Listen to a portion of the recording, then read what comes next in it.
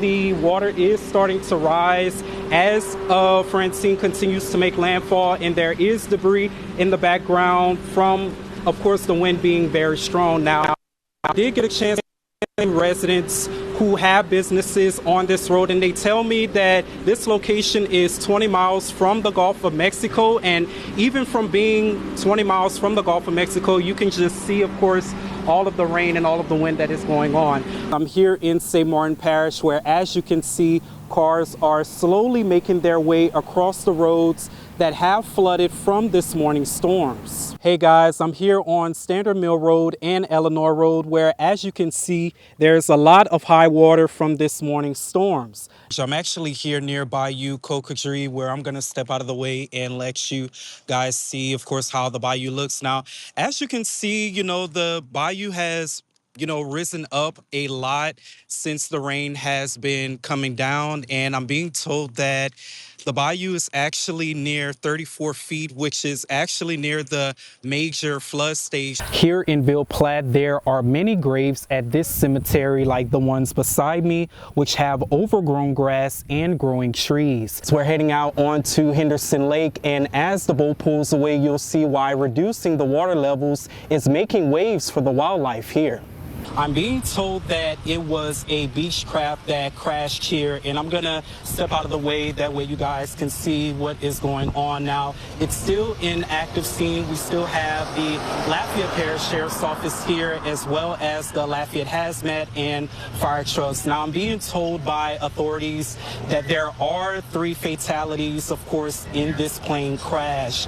Now, that is all the information that we have at this time, as this is an ongoing investigation and there's limited information at this time. But of course, as we continue to get those updates from law enforcement, we'll update you guys on air and on our website at klfy.com. But for now, live in Lafayette, Kai Price, KLFY News 10. Hello, Acadiana. Thanks for joining us tonight for News 10 at 10. We begin in Lafayette with a story we first brought you weeks ago. After more than 50 days of uncertainty, the body of 32-year-old Jamel Wiltz has been released to a Lafayette funeral home. In an exclusive interview, News 10's Kai Price spoke with his family, who says the delay left them without answers for weeks. It's a story you'll see only on 10. It's going to be in spring, and we just getting the body now. So just imagine all these 60 restless nights, unanswered phone calls, flights back and forth and refusing to even come on the hospital property. They're going to call the police if I come back. For what? We didn't do no harm. We just wanted the body. Wiltz died Christmas morning at Our Lady of the Lake Regional Medical Center in Baton Rouge after being transferred from the Eastern Louisiana Mental Health System in Jackson. His family says in the weeks after his death, they could not obtain a death certificate, a confirmed cause of death, or clear information about where his body was being held. They later learned his remains were at the Eastern Louisiana Mental Health System morgue in Jackson. Because of this, funeral arrangements in Lafayette were put on hold. I've been in the industry for quite some time now, and we have never witnessed that before. Normally, when those situations happen, someone passed, they call us, they release the body, and then we pick up the body, and then we help the family. Once they were notified the body would be released, staff traveled to Jackson to retrieve it. Funeral director's apprentice Wesley Sarai picked up Wiltz's remains on February 16th and says even the identification process stood out to him. They already made payments to us. Everything was basically set in stone, and then we had to call and reschedule this funeral twice, to the fact that the family even opted out of having a full service to opt into a cremation, which was something that they were totally against. Sarai says while they were relieved to bring Wiltz back to Lafayette, the situation left an impression. We've never came across, me personally, I've never seen that before, with not just the amount of time that passed and whatnot. It almost just felt like I don't want to say something was being hidden, but it wasn't all the way truthful. The family says instead of focusing on mourning, they were focused on searching for answers. We suffer since Christmas, and we still going to continue to suffer because we don't have closure yet. We're not going to have closure now until it's done. And when it's going to be done, no one knows. The family says they are planning to take legal action against the hospital as they continue seeking answers about the delay. In Lafayette, Kai Price, KLFY News 10. You may have heard her song while scrolling through TikTok. Now that same track is getting new life after a local woman's emotional funeral performance went viral. The moment has captured millions of views and sparked conversations about grief, healing, and the power of music. In an exclusive interview that you'll only see right here on 10, our very own Kai Price sits down with the artist behind the voice. Lord, I got some things I need to say. Lord, I got some things I need to say. Just say devil, you can't win. Say when I'm down to my love. The song is I Wish That Heaven Had a Phone. It speaks on people that has lost their loved ones, and everybody wish that heaven had a phone so they can hold a conversation about whatever they want to hold a conversation about. Niecy says she first released the song back in 2018 after losing her grandmother, mother, and sister. But it wasn't until a family asked her to perform at a loved one's funeral in Jeanerette in November where she agreed, wanting to bring the same healing the song brought her. After posting the clip, that voice and that sound would reach millions across TikTok. Robinson says she was in Texas taking care of a friend when family members called her to tell her she had become a sensation. When you saw it, blowing up, you saw like all the views, all the likes, all the shares, the comments, what was going through your mind? When I realized it started to really get big is when I started, my nieces and nephews started to, text me and was like, TT, like, you famous. Like, I'm like, then that's when, certain outlets started to inbox me and was like, hey, can we, use your video? That's when I knew it was, She says the moment was overwhelming, not because of the numbers, but because of the stories behind them. What began as a personal expression of grief has now become a comfort to thousands of others experiencing their own. Robinson says that's the part of the viral moment she holds closest, knowing her pain created a space for someone else's healing. And everybody got the famous line of the 1, 2, 3, release them. Like, it's to release everything that, anything that you're feeling at that moment. It might not take it away permanently, but it can take it away, like, at that point of time. You're going to get some type of, relief from it. Since going viral, Robinson says she has received record deals from multiple labels, as well as being reached out to by rap artists like Lil Baby. She says she plans to open a school for mental health in the future and is currently working on an album called Old versus New. For any artists who want to achieve their dreams, she leaves them with this message. Everybody is different. Everybody has a talent that they can contribute into this world. And to just continue to keep doing what you're doing. And you have to believe in it first before anybody can believe in it. Cover me now, 'cause the devil is trying to tear me down. Kai Price, KLFY News 10. In Evangeline Parish, we're following a story we first brought you last month. During an online child exploitation sting that resulted in the arrest of 40-year-old Quentin James Ortego, News 10 uncovered video from the predator-catching group who drove from Houston, Texas to Ville Platte to confront Ortego. Now the leader of the group is speaking out on the sting. News 10's Kai Price joins us in studio with this exclusive report. Kai.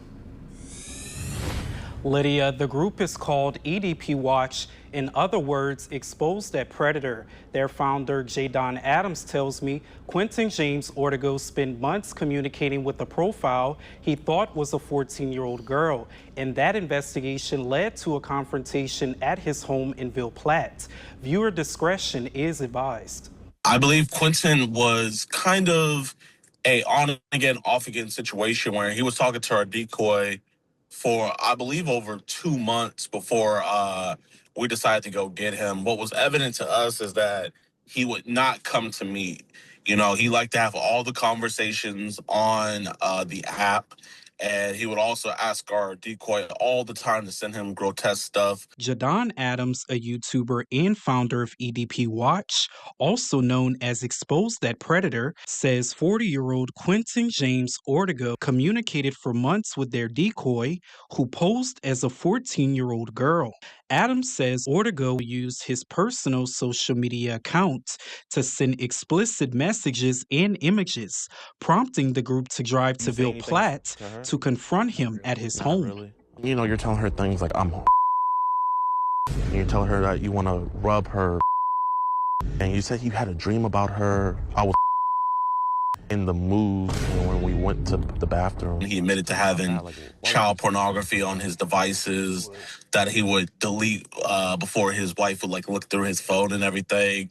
So, I mean, you know, this dude was really deep into it, and just all praises to our Lord Jesus Christ that we got all this evidence on camera. After confronting Ortega, law enforcement was called to the home. Deputies confiscated Ortega's phone, while family members could be seen outside the residence during the response. And we're just here talking to my friend Quentin here. Quentin, you're not going to talk to the 14-year-old girls online anymore, right? Nope. Okay, and that picture that you sent, that is yours, that you sent to that 14-year-old girl? Yeah. Did you know that she was 14 the whole time? Yeah. They listened to him admit to everything, which gave them enough probable cause to take his phone. And after they did a phone dump on his phone to find all the horrible material on there, it was just, you know, off to the races from there. Ortega was later taken into custody in December and faces multiple charges. Adams warns parents to always monitor their children's social media. It's not about being a helicopter parent. It's not about being, you know, an overprotective parent. It's about just being a good parent. And these criminals are doing any and everything to harm your child. So you need to do any and everything to protect your child. And so when it comes to protecting your child, there is no limits. Ortega is being held in the Evangeline Parish Jail on a $250,000 bond. Evangeline Parish Sheriff Charles Guillory tells us more charges could arise. Kai Price, KLFY, News 10. All right, guys, welcome back. Adam, it's getting cold out there. It is very cold already, but it's only going to get colder. Oh, my God.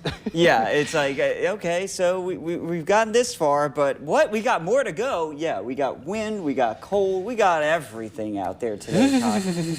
Exactly. We need a nice little fireplace right here to help us warm up. Yes, For once, indeed. the studio is actually warmer than it is outside. Right. Which is absolutely crazy. Right now, it's Election Day. We have the races you need to know about before you cast your ballots. Plus, the nationwide government shutdown is entering day 11 with no end in sight. And the state police released new evidence on a crash last year involving former LSU wide receiver Kyron Lacy. Live from Acadiana, your local news leader, this is Paz Pa 2. Good morning, Acadiana, and thank you for joining us for Paz Pa 2. I'm Kai Price, and here with me I have meteorologist Adam Olivier joining me early this Saturday morning. Staying in St. Landry Parish, support from across the country is helping a local church recover following vandalism last month. News 10's Zane Hogue has that story. In today's Acadiana Eats, News 10's Gerald Grunig heads to the Cajun table here in Lafayette. The crew shows us how they put together their juicy bacon cheeseburger and their crawfish nachos that will be featured in this year's Acadiana Eats Festival. Families of more than a dozen workers missing after the explosion that destroyed an explosives plant in Hickman County, Tennessee, heard the news they didn't want to hear. CBS's Nicole Valdez brings us the latest. Escaped Orleans Parish inmate Derek Groves is back in Louisiana after being taken into custody in Atlanta, Georgia. According to Louisiana State Police, Groves arrived in Louisiana on Friday, October 10th. Before then, he was taken into custody in Georgia on Wednesday and waived his extradition on Thursday. Groves was transported from Atlanta to Baton Rouge and flown by helicopter to a secure correctional facility. He is the last of 10 inmates to be recaptured following the May escape from the Orleans Parish Jail. Now coming up, an update on the nationwide government shutdown. And next on Past Pod 2, meteorologist Adam Olivier tells us more about the weekend forecast.